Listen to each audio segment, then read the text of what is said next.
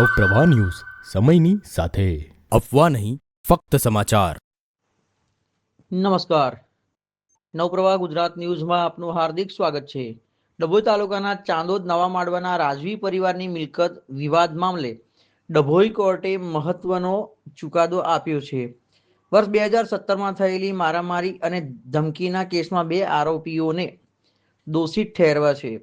કોર્ટે મીના કુમારી જ્યોતિન્દ્રસિંહ અને હિના કુમારી નાગેન્દ્રસિંહ 1 વર્ષની સાદી કેદ અને 1 લાખ રૂપિયાનો દંડ ફટકાર્યો છે। આ કેસમાં લાંબા સમયથી ચાલતા મિલકત વિવાદ સાથે જોડાયેલો હતો, જેમાં કામદારો પર હુમલાના ગંભીર આક્ષેપો થયા હતા।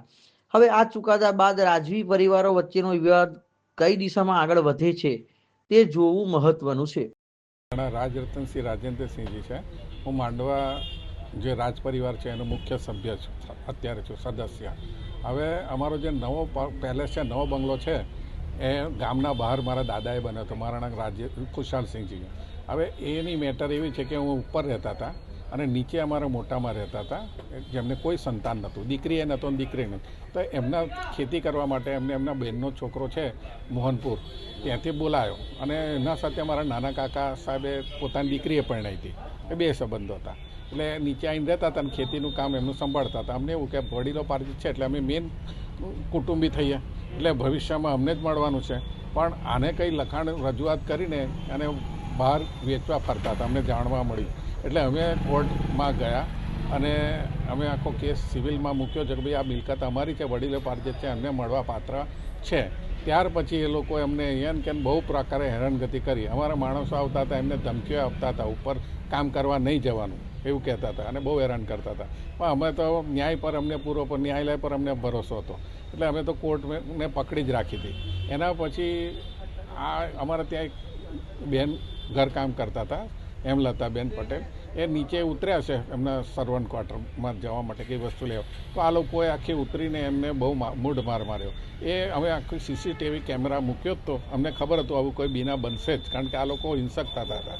એટલે અમે આખું કેદ કરીને એની CD બનાવીને આખી મેટર અમે કોર્ટમાં મૂકી, એનો ફોજદારી કેસ કર્યો એમના પર, કારણ કે આજે એને મારી, કાલે અમારી સેફટી અમારી સેફટી હોય, કારણ કે કાલે ઉઠીને અમારા પર પણ હુમલો થઈ શકે છે।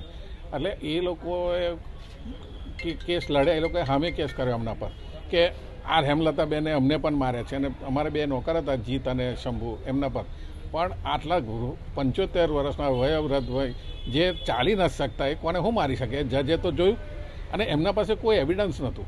અમારા પાસે તો આખું એવિડન્સ હતું, કારણ માર્યા હોય તો એવિડન્સ હોય ને, એટલે એમના પાસે CCTV કેમેરા એમને ગોઠવેલા, પણ એમના પાસે એવિડન્સ, અમે એવિડન્સ મૂક્યું એટલે અમારો તો નિર્ણય આવ્યો। અને જે સામેના પક્ષવાળા છે, હિનાબેન છે, એમને કે 1 વર્ષની થઈ અને મીનાબેનને કે 2 વર્ષની સજા થઈ છે જેલની અને 1 લાખ રૂપિયાનો દંડ થયો છે। પણ હવે પ્રશ્ન એ છે કે આવી રીતે હુમલા થાય તો કાલે ઉઠીને અમારી સેફટી શું? એટલે પોલીસે પણ આની કંઈ તકેદારી લઈને અમારી સેફટીનું ધ્યાન રાખવું જોઈએ, અને આનું ધ્યાન કે કાલે ઉઠીને અમને કંઈ થાય તો એના જવાબદાર આ લોકો મોહનપુરવાળા હોવા જોઈએ। એટલી મારી અરજ છે, બસ। શું ઘટના ઘટી હતી ને ક્યારે ઘટી હતી?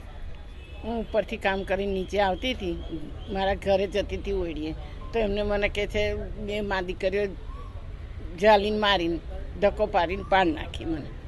પછી પેલા 2 નોકર હતા એ કરવા, પણ એમનેથી તો અવાય ના, એટલે પછી મેં ઊભી થઈને એક બાજુ બેસી જઈ। પછી દાદા ઉપરથી આવ્યા કે હું કામ મારો છું, કામ મારો, કોઈ બોલ્યું ના, એમ ન હતો હગવાથી। પછી પોલીસ કેસ કર્યો, મને માર્યું એને, પછી દાદા દવાખાને લઈ ગયા 108 બોલાવીને, પછી એને જાતે માર્યું હાથે ને, એને અમારી પર કેસ કર્યો। હવે જે કોર્ટમાં ચુકાદો આવ્યો છે, શું લાગે છે કે ન્યાય મળ્યો કે? મળ્યો નહીં, એમને સજા થઈ, અમે છૂટી ગયા। શું નામ બા તમારું? હેમલતા।